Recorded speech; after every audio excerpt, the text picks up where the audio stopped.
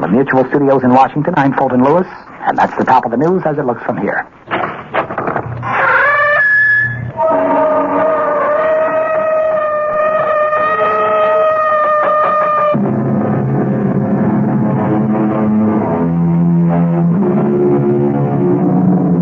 Come in. Welcome. I am E.G. Marshall. Welcome to the sound of suspense, to the fear you can hear. For the next 52 minutes, I'll be your companion on a journey to a place in the past. It used to be that only the mystics believed you could go back, relive your life. But didn't so eminent a scientist as Albert Einstein say that the past, the present, and the future are all intermingled somehow? Then why should we question a gentleman named Spencer Chadwick, who is asking a very vital question? Inspector, do you believe a person can do it again? Do what again? Go back. Where? To that point in his life where it went wrong. It turned sour. And correct it. No. No, I don't believe it's possible. Well, I'm doing it, Inspector. I'm doing it. I'm changing it. I've gone back. Inspector, I've gone back.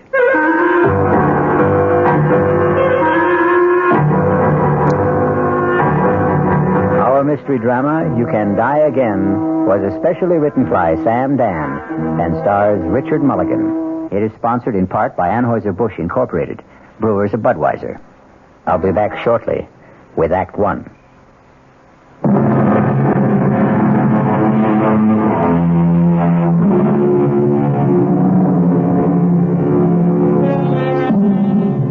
This evening, we're concerned with bright young men. That is, those who began as bright young men, like Spencer Chadwick. Bright young Spencer Chadwick married his boss's daughter, but that was 23 years ago. And today, young Spencer has arrived at comfortable middle age. This morning, he will pick up his phone and dial the private number of a highly placed friend. Chief Inspector Faraday's office, Sergeant Milrose speaking. Sergeant, this is Spencer Chadwick. Oh, good morning, Mr. Chadwick. Connect you right away. Spence, I hope you're not calling to cancel our golf date. No, Martin. I'm calling to tell you I murdered my wife. I won't believe it, Spence. I can't believe it. Marty, look at her. She's dead. I see she's dead, but I won't believe you killed her. She's been stabbed, Inspector. Yes, Sergeant, yes. And that's the knife, Marty. Spencer. You'll surely find my fingerprints on it. What's that bruise on your head? We had a fight. She hit me with the candlestick. Inspector, a glass door here leads to a terrace. It's been broken. Spence, an intruder, a thief. Did he slug you and kill Margaret? No, I killed Margaret. But that broken door. She tried to get away. I dragged her back into the room. Whose place is this? Mine. I didn't know you had an apartment downtown. I've been staying with a girl. Spence, you're talking to me, your closest friend, Marty Faraday. Excuse me, Inspector. Shall I start the routine? Yes, of course, Sergeant. Are you going to arrest me, Marty? I have to. I'm ready to go now. But I'm not ready to go. Look, I can't believe what you're telling me. I can't even believe you were cheating on Margaret. How can I believe you killed her? You've been a policeman for 25 years, Marty. Do you still have illusions, faith, ideals? If I do, it was because of people like you and Margaret. I'm sorry, Marty. Look, Spence, is this the way it happened? You were having an affair. Margaret found out about it. She came here, confronted you. One thing led to another, and you killed her. Now, is that the story? Yes. Yeah, that's it. Well, where's the girl? I suppose she's dead, too. You suppose? Yes, we can say she's dead. Well, how did she die? I killed her. What? When? Oh, a long time ago. A long time? Spencer, you're not making any sense. How could you have killed her a long time ago if Margaret confronted the two of you here today? I don't know. I don't know. Now, just arrest me, and don't ask me any more questions. I have to ask, Spence. I can't accept what you're telling me. Now think. How could you have killed her a long time ago? Or did she kill me? Spence, please, tell me what happened. It doesn't matter. Look, I want to help you, Spence. I'm your friend. You know that. You won't believe me. Try me. Just try me. It's even hard for me to believe it. But it's true. Spence, sit down, will you? Will you just sit down and try to pull things together? Tell me what happened. What happened? It started One morning, it was 3 months ago, I came downstairs. Margaret was at the breakfast table. Morning, darling. Coffee? Thanks. Yes. Any mail, Margaret? Nothing worth delaying breakfast. Card from my brother. Where is he now? He had to put in for repairs at Pago Pago. That's Pengo. When is he coming home? Oh, next year, maybe. Or the year after, when he gets bored or tired or needs money or decides to get a new girlfriend or another boat. And he's 38 years old. And he'll never get anywhere. Don't say that. It seems to me he goes everywhere. Oh, his life and yours, darling? A study in opposites. You were born poor and you wound up rich. He was born rich, wound up poor. Dinner tonight with the Satterfields. What for? What for? Oh, my God. I practiced for almost 5 minutes before you came down, tossing off what I just said in an offhand, casual way. Dinner with the Satterfields. This is the coup of the century. A dinner party at the home of Senator Satterfield. Ask me how I did it. Why do we want to have dinner with Senator Satterfield? Spence, you asked me to arrange for the invitation. I disagree completely with the man's principles. Oh, we understand all that, but you're the one who decided to give politics a whirl. When did I decide to do that? Well, they say the sign of a really solid marriage is if the wife can accept jokes at breakfast. Shall I remind you of that Chinese or Indian saying that you've been spouting lately? A man spends his first 20 years living for himself, his next 20 living for his family, and his next 20 living for his country. It was you who decided. Dinner's at 7:30, black tie. So be home early, Spence? You're not listening. Darling. Why are you looking at me like that? Is there something wrong? Who are you? What did you say? I said, who are you? Tell me. Spencer. What are you doing here? Now, look, darling, if this is Oh, no. What am I doing here? If this is a joke, it's not in the best of taste. Well, I'm afraid I don't know where I am. Or who you are. Do you know who you are? Yes, I think I know who I am. I'm Spencer Chadwick. All right, now listen. Sit quietly for just a minute. I'm going to call Dr. Berger. Please, I don't want to put you to any trouble. Don't get up, Spencer. Please, don't get... Where are you going? Home.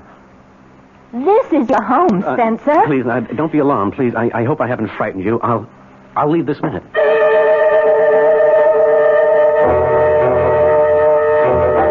You mean that after 23 years of marriage, you look at your wife one morning and you don't know who she is? Yes, Martin. All right. You walked out of the house. Now, where did you go? I hailed a cab. Now, where to, pal? I don't know. It's all right. None of us knows where we're going. Just answer this. Where do you want me to take you? Just drive. Okay, you're the doctor. What do you think? The Redskins got any kind of chance this year? All right, let's try politics. You think Satterfield's going to run again? Well, as my old man would have put it, you wasn't exactly vaccinated with a phonograph needle. Driver, why are you headed north? Well, you said to drive. The Chadwick building is down on Jefferson Square. I distinctly told you to take... You distinctly told me nothing. What would I be doing in your cab at 9 o'clock in the morning if I didn't intend to go to my office? Yes, sir.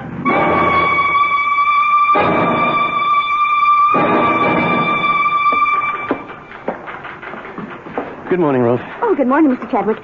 There's a Dr. Berger sitting in your office. Dr. Berger. Yes, Dr. Berger. Come in here, Spence. I don't have all day. Well, come in and shut the door.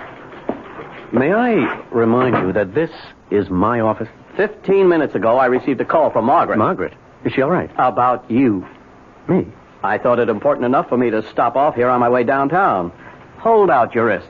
Wait, why did Margaret call you? She told me about that little episode. What? What little episode? You don't remember saying certain things? Paul, please, what is this all about? Pulse seems to be a little fast. What am I supposed to have said to Margaret? I want you to report to the hospital right now. You can't just walk into my office and tell me to report to the hospital. Who says I can't? But what's the matter with me? I don't know. That's why I'm putting you into the hospital. What did Margaret tell you? That you didn't know who she was. Well, how could I not know who she was? Have you had moments when you didn't know people, or you didn't know where you were, or what you were doing there? Well, certainly not. Now, level with me, Spencer. Listen, those things, they happen sometimes to everybody. How often do they happen to you? Well, The incident with Margaret, was it the only one? well, Spencer, I'll see you at the hospital in 30 minutes.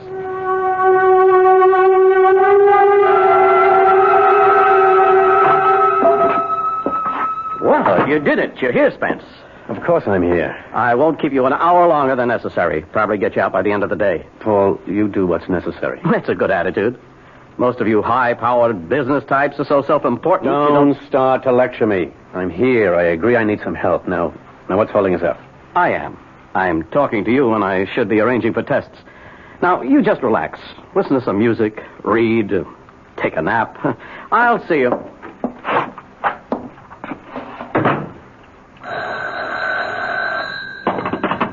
Hello? Spencer? Peggy? Is everything all right, Spence? Peggy, where are you? I'm at the apartment. Where else would I be?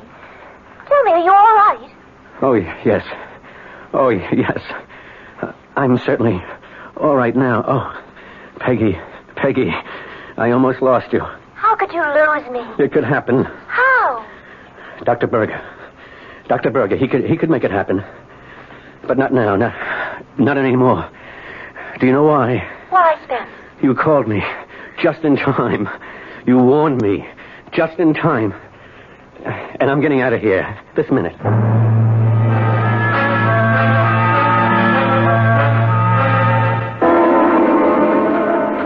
Mr. Chadwick, Yes, Ruth? aren't you supposed to be at the hospital?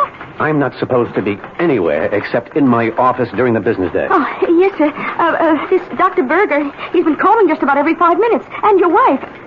Shall I get them for you? No, I left Dr. Berger a note saying I changed my mind about the necessity for what we were discussing. Now, tell him I have nothing to add. Oh, yes, sir. Oh, call my wife and remind her we have a dinner date with Senator Satterfield. And no calls. No calls. I don't want to talk to anyone. Yes, sir. Except a young lady. She'll call herself Peggy.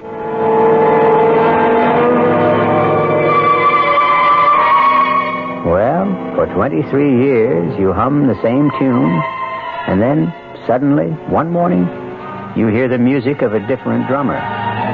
A drummer named Peggy. Or is she a piper named Peggy, who will have to be paid? We shall return shortly with Act Two.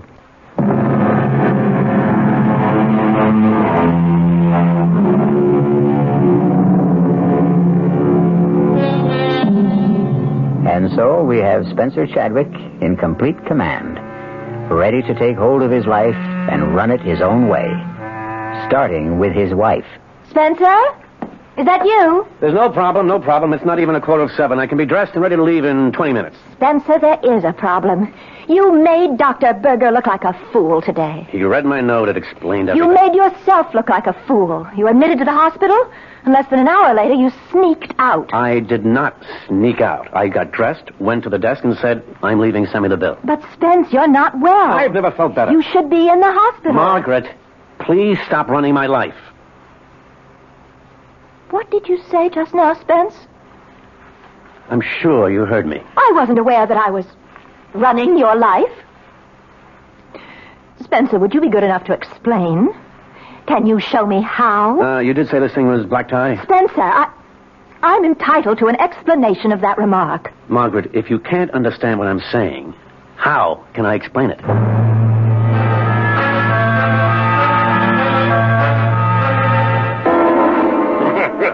Quite a man, this husband of yours, Miss Chadwick. Some brandy? Yes, thank you, Senator.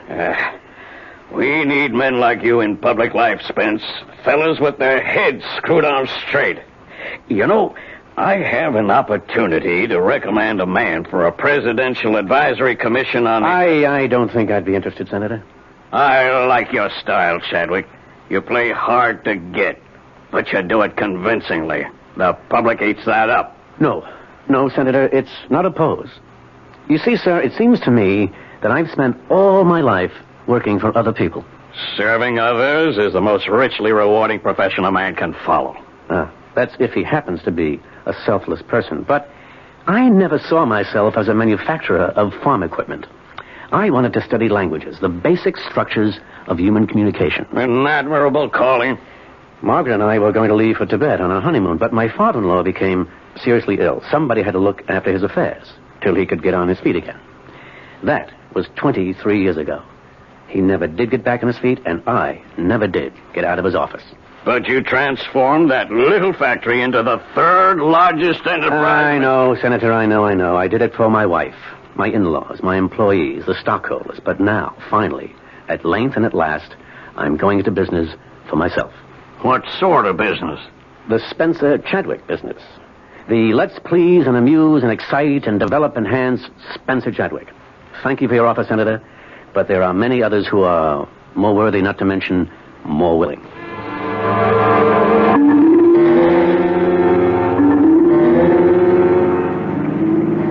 Spencer, when did you decide you were no longer interested in public service? Oh, it's been building for a while. We'll have to talk. Oh, about what? About what? I don't know if this is a pose or... Margaret, I'm sure I can explain. Now, let's drop in somewhere for a nightcap. No, let's get home. Now, do you remember what you said to me this morning? No. You insist you don't recall our little scene at breakfast? No, I'm very sorry. You looked at me this morning. You said, "Who are you?" You said it with sincerity and conviction. You meant it. Look, I may have been... You may have been what? Daydreaming. No, it was not daydreaming. It was wishful thinking. Oh, Margaret, what are you saying? Spencer, you're having an affair. What? Please don't deny it. But I'm not. It fits in with what Dr. Berger told me. About what? When you say to me, "Who are you?" it means you no longer want to know me. You're trying to wish me out of your life. Oh, Margaret, I can tell you... Now listen, Spencer, don't try to insult my intelligence or yours. And then, what just happened at Senator Satterfield's? What just happened? Well, suddenly you're no longer interested in public service. Why? If you heard me talking to him, you'd know that finally I want to do things for me. But he as much as offered you a post that you dreamed about. A sensitive post. And you could become an important man nationally. You've spoken about it a dozen times. Margaret, I no longer care about it. Well, of course not. Because you become controversial. Make enemies. And then they try to get something on you. And now that you're having an affair, you're vulnerable to scandal. But I am not having... Oh, don't lie to me. That just makes it worse.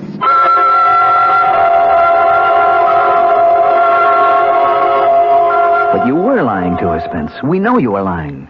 We know about Peggy. Inspector. Yes, Sergeant. If you'll come into the bedroom, Inspector, I didn't want to move anything. All right.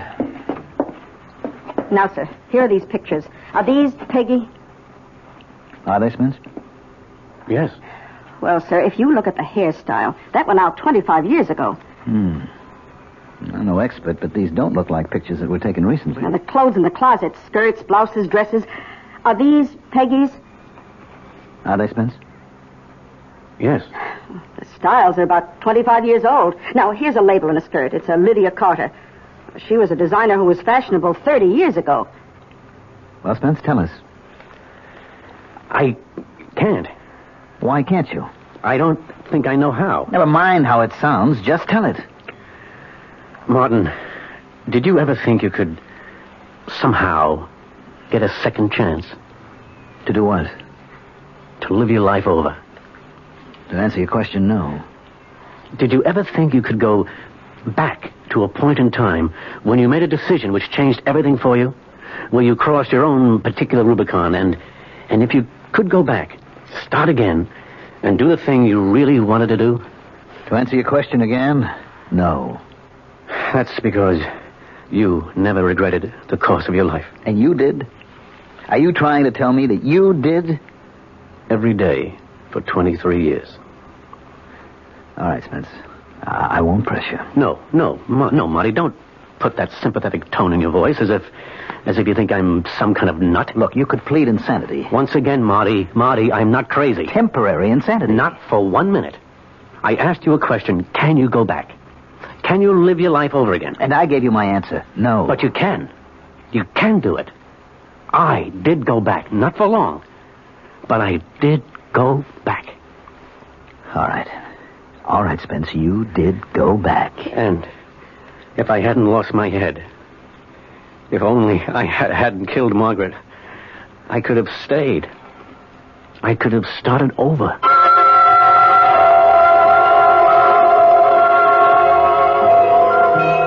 Peggy, want to go to a movie? No. I missed the news broadcast. Anything happening? They think a war just started. Oh, come on, Peggy. Come on. There aren't going to be any more wars. Everybody knows that. People may be crazy, but they're not insane. Where? I think the man said Korea. Someplace like that. Maybe I didn't hear it right. Hey, if you don't want to go to the movies, what do you want to do? Sit home and just listen to you. Tell me about the trip you're planning. Well, first, don't call it a trip. We may never come back. It may take all our lives. Fine with me. And we may never find it. Great. What are we looking for? The origin of language. For instance, we say brother in English. German, Dutch, Scandinavian, so on, say a form of bruder. Same basic word. Latin, Greek, frater. The BR becomes FR. Russian, obrat. The differences are all in pronunciation. Okay. How did this one language spread so far and wide to cover so many different kinds of people? Arbeit. How? That's what I want to find out. And we will travel and study and research, and one day, maybe... Maybe what? This Indo-European language, it's only one of 30 language families. At one time, was there one single language, the mother of all? Was there? I don't know. One day, I hope to find out.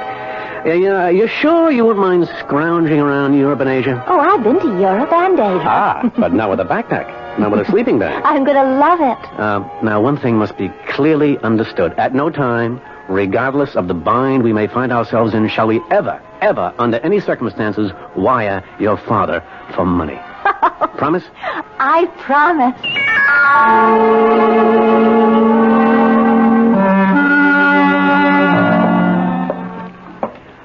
Hello, Margaret. Where have you been, Spencer? Oh, excuse me. I hope that doesn't sound shrewish.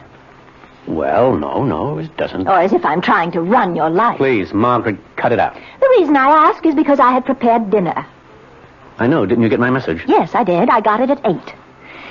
Meanwhile, at 7, the Millers, the Brownsteins, and the Gladwells arrived. No, the Gladwells were here at 6:30. But why? You had asked me to invite them to dinner. And these are your friends, Spencer. I'm sorry, Margaret. I'm sorry. Yes. Well, if they were people I like, I would have been humiliated. This way, I was merely embarrassed. Well, I got through the evening. Somehow. Spencer, tell me.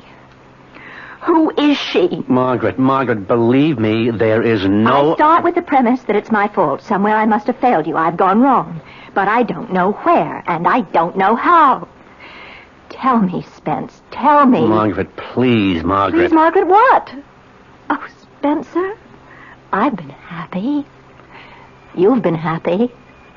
Our marriage, it's been the envy of so many of our friends.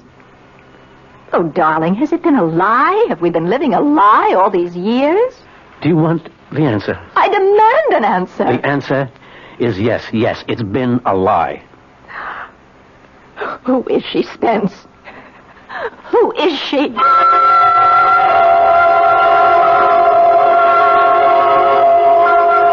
Who is she, Spencer? Who is Peggy? I won't tell you, Martin. I should say, who was Peggy? Inspector, do you remember some time ago you saw Mrs. Chadwick? It was on business, I remember. Oh, yes. Yes, I do. It had to do with a burglary, Spence. A burglary in your house. Believe me, Margaret, this is no bother at all. You see, I felt if I called the local precinct, I'd have police traipsing all about the place. It just isn't worth it. Well, what happened? Well, it's silly, but... Well, you know us. We never throw anything out. It's a sound idea. The worthless junk of yesterday has suddenly become expensive antiques. It's incredible. Yes, Margaret. All right, I'll be brief. We have a storage space where we keep old things, clothes, knickknacks, stuff that you say you'll throw out sometime. You never get around to it. You never do. And? Well, it's all been stolen. Stolen? It's missing.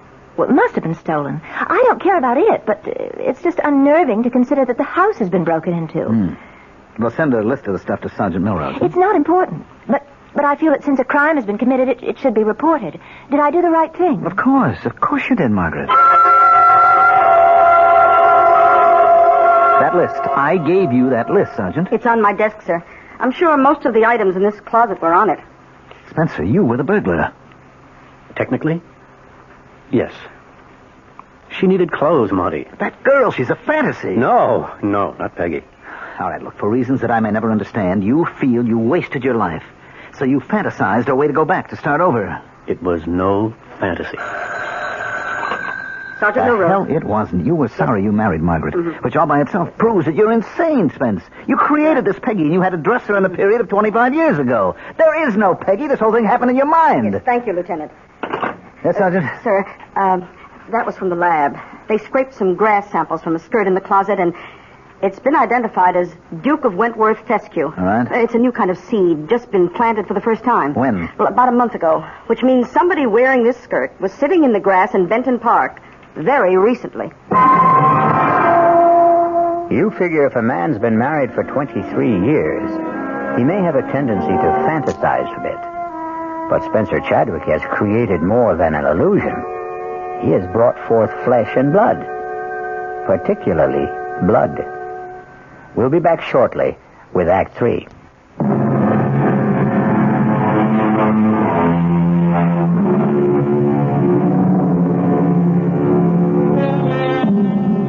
It was all right while Peggy was only an illusion. She was Spencer Chadwick's private affair. But a living Peggy, or even a dead Peggy, is a serious matter for Police Chief Inspector Faraday. Spence, make it easy for all of us.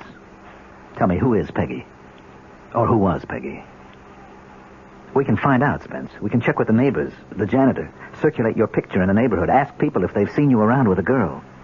You'll never find her. Don't say that. It's virtually impossible for a person to disappear without a trace. I still say you'll never find her. Damn it, Spence, I can't get used to it. You and Margaret, and then you and this Peggy. How could you live with both of them? Didn't things get rough at home? Yes.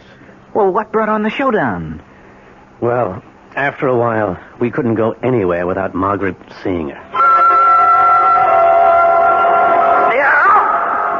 Come on, Rockabye! Spencer, What? is that the girl? What? Who? That girl. She's been looking at you all afternoon. Oh, Margaret, believe me. Why don't you invite her down here? She'll have a better view from our box. Oh, Margaret. No reason we shouldn't all behave in a civilized manner. Introduce us. Margaret, I never saw that girl before in my life.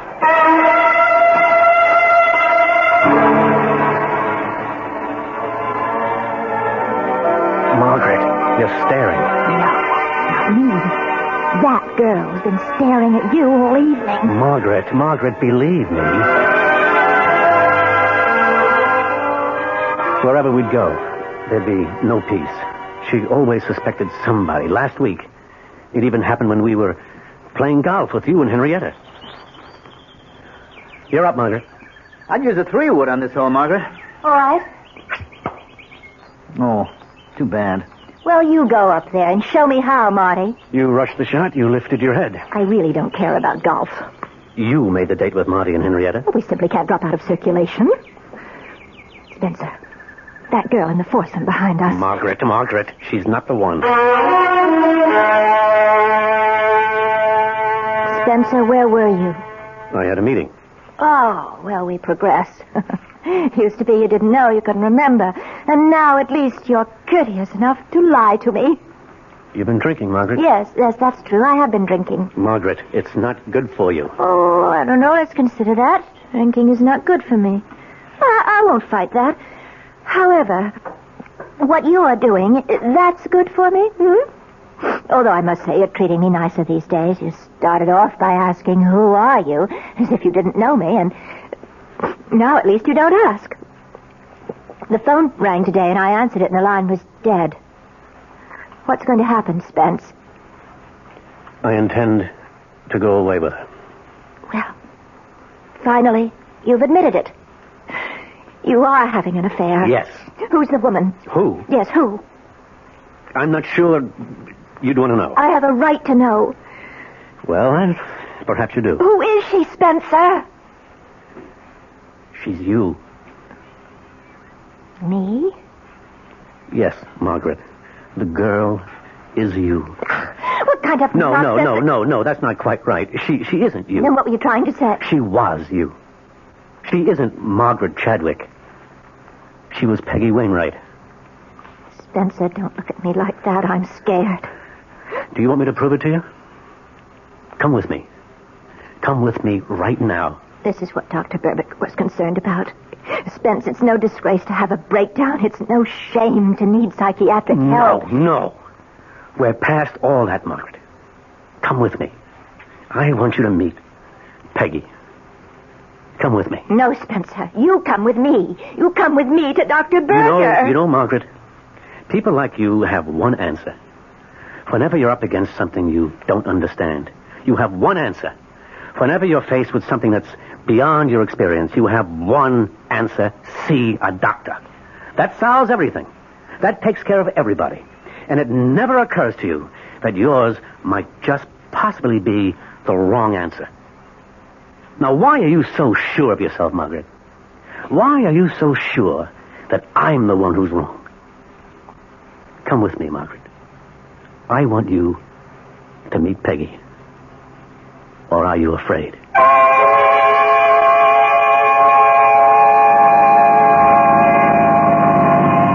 Does it look familiar, Margaret? Spence. This is 32 Benton Boulevard. It's our first address. I remember. Do you remember the apartment number? 3A. Oh, don't tell me it's still there. See for yourself.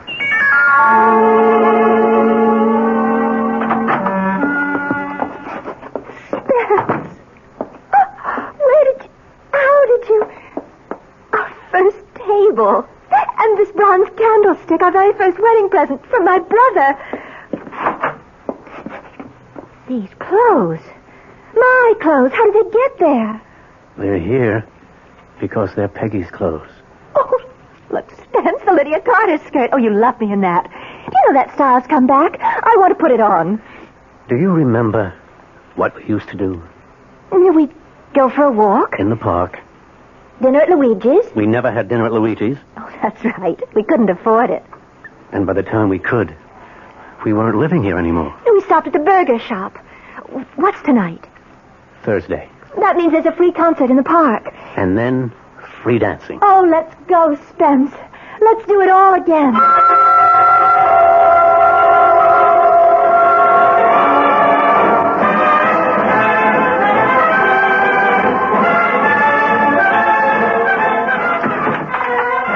I never realized how much fun we had in those days. They were great days, Peggy. Peggy. I always liked Peggy better. Somewhere along the line, you stopped calling me Peggy. When exactly did you stop calling me Peggy? When you became Margaret. I always wondered about that. How did I become Margaret? Why? Take a look around. See, Peggy? All the bags, the trunk. We're packed for the trip. The trip? The trip to Tibet. Oh, yes. We were all set to go. Yes. You remember? Yes. As a matter of fact, you were a little bit sick from the shots, remember? Remember? Yes. And then the telephone rang. The phone? Yes, the phone rang. It was... It was my mother. Yes, it was your mother. I remember. Answer the phone. Go ahead, answer it. You answered it that night. Hello? Yes. Yes, Mother? Oh, no. Yeah, all right. All right, we'll go there. Right away. What is it, Peggy? My dad. He's had a stroke. How bad? Well, they don't know yet. Oh, Spence, I don't think we can... I can't leave Mother alone right now. No, we won't. Oh, Spence. I knew you'd understand. That's when you became Margaret. That's when you were no longer my wife, but your father's daughter. Take off the skirt. Leave it here. Go home. It belongs to Peggy. Spence, what's the matter with you? I'm Peggy. That night was the start of it. The start of what? The start of a campaign to mold me into the kind of man you had in mind. The man who would enjoy the kind of existence you always had and always wanted. Safe, comfortable, secure. All you were asked to do was to help my father, who was deathly ill. Who else could have done it? My brother? It was supposed to just be a temporary arrangement. But it suited you, Spence. It suited you. I started making the kind of money your folks never dreamed of. I built an empire. I never wanted it. You wanted it. You wanted it so badly you stopped being Peggy. You went somewhere else. You became lost. But not me. I'm not lost. I found my way back. And when I got there, I found Peggy again. Now, take off that skirt and give it back to Peggy. Spencer, I listened to you. Now you listen to me. I've been listening to you for 23 years. And now we've come to the end. The bags are packed, and it's not too late. We're leaving for Tibet. Peggy and me. Peggy? Peggy? Yes, Spencer, darling. Spence, get this straight. I'm Peggy. Don't listen to her, Spence. She was always out to destroy you. She almost did till you came back to me. I'm Peggy. The only Peggy you have. She's lying. She's trying to stop you. We are going to Tibet. Fat chance. You'll take that appointment from Satterfield. That refusal was just a ploy. You know it. He knows it. Shut up, Margaret.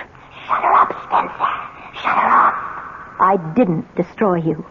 You destroyed me. You have to kill her, Spence. Go ahead. Live with this fantasy of yours, this Peggy who rewrites history. She's all yours. I want my skirt. Take off that skirt. It's mine. It's all I want from you for 23 years of marriage. Don't let her out of here. She'll tell everybody about us. They'll put you away, Spence. Get away from that door. No. Spence, keep away from me. No. You won't get out that way. Spence, I warn you. I'll hit you with this. Now, you asked for it. You asked for it. Use a knife, Spence. Use a knife.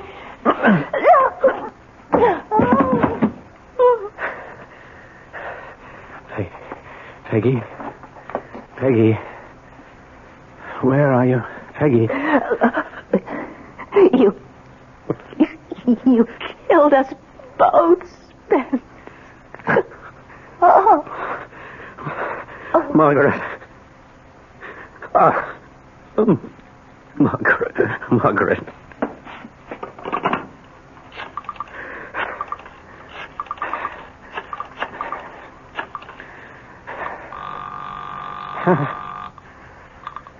Chief Inspector Faraday's office, Milrose speaking. Sergeant, this is Spencer Chadwick. I just murdered my wife.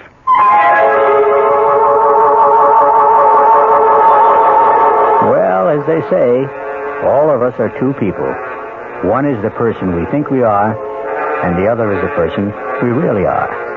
And the secret of a long, happy life is to make sure the twain never meet. I'll be back shortly. This is WOR New York, your station for Mystery Theater.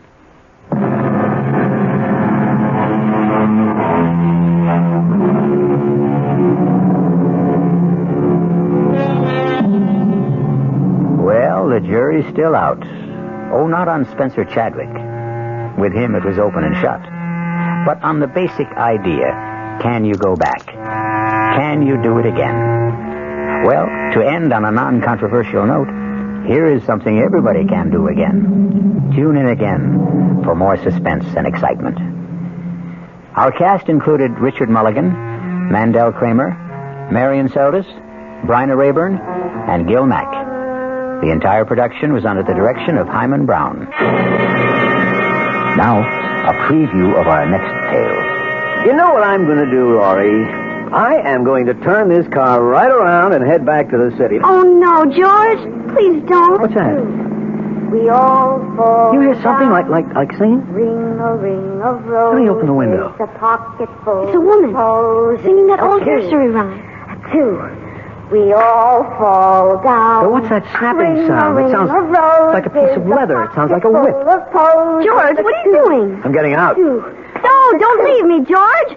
I'm coming with you. Wait. Okay, but stay close to me. Radio Mystery Theater was sponsored in part by the Kellogg Company, makers of Kellogg's Special K cereal. This is E.G. Marshall inviting you to return to our Mystery Theater for another adventure in the macabre. Until next time, pleasant dreams.